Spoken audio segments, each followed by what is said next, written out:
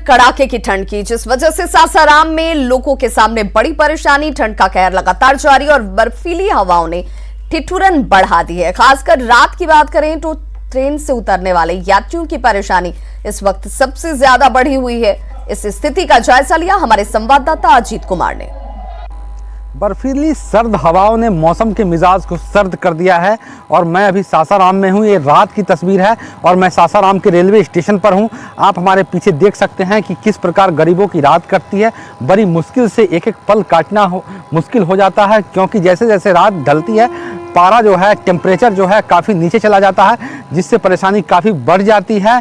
और ऐसे लोग जिन्हें रात में रुकने का कहीं कोई ठिकाना नहीं है या फिर देर रात ट्रेन से उतरते हैं और उन्हें गांव देहात जाना होता है, ऐसे यात्रियों की परेशानी बढ़ जाती है जब उन लोगों को रात में यहाँ रुकना पड़ता है। क्योंकि जैसे जैसे रात बीतती है ठंड बढ़ जाता है और सुबह में भी कुहासा का प्रकोप रहता है। तो इस प्रकार सासाराम में जो है सर्दी का जो सितम है वो जारी है।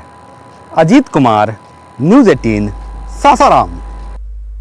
पूर्णिया में ठंड और कुहासे की वजह से लोगों का घरों से निकलना दूभर हो गया है। लोग सुबह सुबह चाय की चुस्की के साथ ठंड को भगाने की कोशिश कर रहे हैं। जनता चौक पर लोगों से बात की हमारे सहयोगी कुमार प्रवीण ने। पूर्णिया में ठंड और कनकनी ने लोगों का जीना दूभर कर दिया है। सुबह में कुहासा भी काफी रहता है, जिस कारण से वाहनों का चलना भी मुश्किल है। और इस ठंड से निजात पाने के लिए लोग सुबह सुबह चाय की दुकानों पर चाय की चुस्की लेते हैं। इसके अलावा गरम गरम लिट्टी खाते हैं, जिससे कि वो ठंड से थोड़ी राहत मिलती है। आइए हमारे साथ यहाँ पर कुछ कस्टमर भी हैं, दुकानदार भी हैं, इनसे बात करते हैं।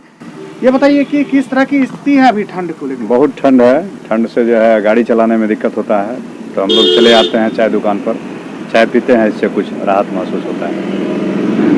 अब बताइए यहाँ पे क्या सब बनाते हैं आप? जी, लिट्टी और चाय, बिस्किट, गरम गरम लिट्टी और चाय। अभी ठंड में तो यही सब चलता है, गरम गरम, जो कस्टमर को भी अच्छा लगता है। दुकान थोड़ा भीड़ भाड़ चलता है, यही चाय गरम लिट्टी सब बनाते हैं, बेचते हैं। जी, मेरा नाम दिलीप चंद्र देवनाथ। अच्छा, ये ठंड अभी जो बढ़ी है तो इसमें चाय और लिट्टी का कितना डिमांड होता है? अभी तो ठंडी है, चाय का डिमांड बढ़ गया। अभी सवेरे और शाम में 2 टाइम। क्या सब बनाते हैं यहाँ पे? चाय, नाश्ता, ये सब, लिट्टी, चाय, ये सब बनता है। हाँ, उसके साथ चाय भी है, बिस्किट भी है, पुरिया सब, सिगरेट सब चीज़ रहता है। सुबह सुबह कस्टमर काफी आते हैं। हाँ हाँ। कितना ठंड है पूर्णिया में? बहुत ठंडी है अभी। क्या नाम हुआ आपका? मेरा नाम जया देवनाथ है। तो पूर्णिया में काफी ठंड है, ऐसे में लिट्टी और चाय की जो चुस्की है वो थोड़ी राहत दे रही है। लेकिन यहाँ प्रशासन की तरफ से किसी तरह की व्यवस्था नहीं है, जिस कारण लोगों में भी थोड़ी नाराजगी देखी जा रही है। कुमार प्रवीण, न्यूज़ 18, पूर्णिया। और खगड़िया के सनहौली के रहने वाले किसान में बेर का पेड़ लगाकर कम लागत में अच्छी मुनाफा कमाया है। ये बेर कश्मीरी सेब को टक्कर दे रहे हैं। लॉकडाउन के दौरान चंद्रकांत सिंह ने समय का सदुपयोग करते हुए बेर के इन पेड़ों को लगाया और आज ये बेर के पेड़ फल देने लगे हैं। कश्मीरी सेब की तरह दिखने वाला ये बेर का पेड़ पूरे इलाके में चर्चा का विषय बना हुआ है। चंद्रकांत सिंह से बात की खगड़िया संवाददाता दिग्विजय ने। खगड़िया के सनहौली स्थित एक चंद्रकांत सिंह किसान हैं, उनके खेत में, और ये हम ये दिखा रहे हैं कि आपके ये बैर का खेती करते हैं वो। और ये बैर जो है सो खगड़िया का बैर है, लेकिन ये कश्मीरी सेब को मात दे रही है। इसका कलर आप देख सकते हैं साफ तौर पे कि एकदम सेब के जैसा ही लग रहा है यहाँ पर। और जो मीठापन है इसका वो लगभग सेब जो है सो बैर तो है ही, ये सेब की तरह ही लग रहा है। ये एक तरह से 1 एकड़ में जो ये चंद्रकांत सिंह हैं वो खेती किए हैं यहाँ पर। ये कश्मीरी एप्पल बैर है और इसके और ग्रीन वाले जिसको कहा जाता है एप्पल बैर, दोनों के टेस्ट में जमीन आसमान का अंतर है। इसमें मीठापन है और वो फीका है। हाँ, अगर इस टाइप के बैर को किसान लगाते हैं तो 2 गुना ने उसका आय 4 से 6 गुना बढ़ जाएगा। आप प्रेरित कर रहे हैं। मुख्य उद्देश्य ही है कि किसान इस टाइप की खेती करें ताकि उनके आय में बढ़ोतरी हो सके, आर्थिक रूप से वो काफ़ी मजबूत हो सकें। हम भी चंद्रकांत बाबू से आए बात करने के लिए कि हमको भी खेती करना है। तो वहीं से मिलने के लिए आए, तो वही सब जो है सो एड्रेस जो दे रहे हैं बता दिए हैं, तो हम भी उसका खेती करने के लिए कम खर्चा में ज़्यादा फायदा बोल रहे हैं, तो हम भी उसी पे काम करने के लिए है कि कम खर्चा में ज़्यादा फायदा हो। तो जाहिर है जो खगड़िया के जो ये सनहौली के जो किसान हैं चंद्रकांत सिंह, उनसे और किसानों को भी प्रेरणा लेना चाहिए कि वो जो पारंपरिक खेती करते हैं उससे अलग होकर के इस तरह की खेती करें, जिससे कि उनको काफ़ी फायदा हो सकता है। दिग्विजय कुमार, न्यूज़ 18 खगड़िया। कोरोना महामारी के बीच दुनिया के पहले अंतर्राष्ट्रीय एयर शो की शुरुआत आज से होने जा रही है और इस शो का नाम है एरो इंडिया 2021, जिसका आज बेंगलुरु में फुल ड्रेस रिहर्सल किया गया।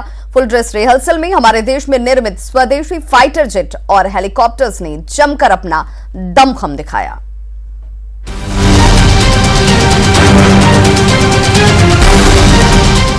ये तस्वीरें बेंगलुरु की हैं, जहां मंगलवार को एरो इंडिया शो का फुल ड्रेस रिहर्सल किया गया।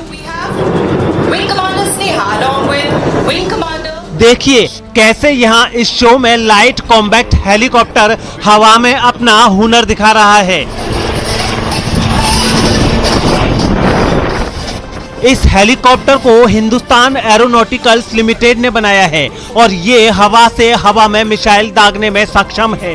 ये हेलीकॉप्टर खास तौर पर भारतीय सेना की जरूरतों के हिसाब से बने हैं।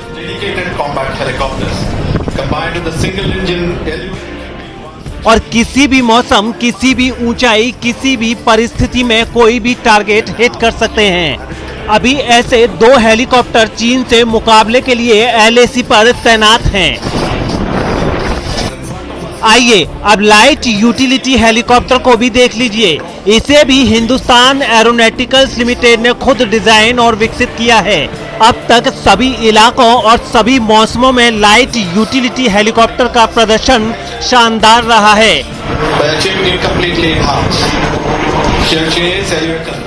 ये है सारंग हेलीकॉप्टर। ध्रुव हेलीकॉप्टर्स को विकसित कर सारंग को बनाया गया है।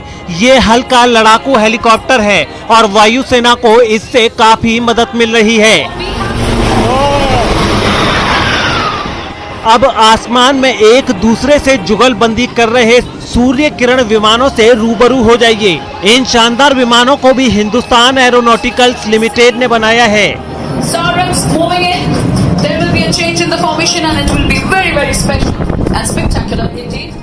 आपको बता दें कि सूर्य किरण एयरफोर्स की एरोबेटिक टीम है, जिसका गठन 1996 में किया गया था और इसका मकसद आम लोगों को इंडियन एयरफोर्स की ताकत से रूबरू करवाना था। और बेंगलुरु में इन तस्वीरों को देखकर ये जाहिर भी हो रहा है।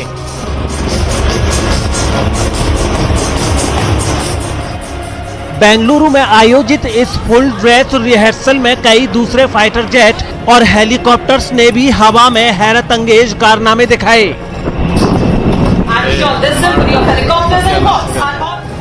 बता दें कि इस बार 13वां एरो इंडिया शो बेंगलुरु में 3 फरवरी से शुरू होगा, जो 5 फरवरी तक चलेगा। हर 2 साल पर आयोजित होने वाले इस शो में अमेरिका समेत 14 देशों की 78 कंपनियां शामिल होती हैं।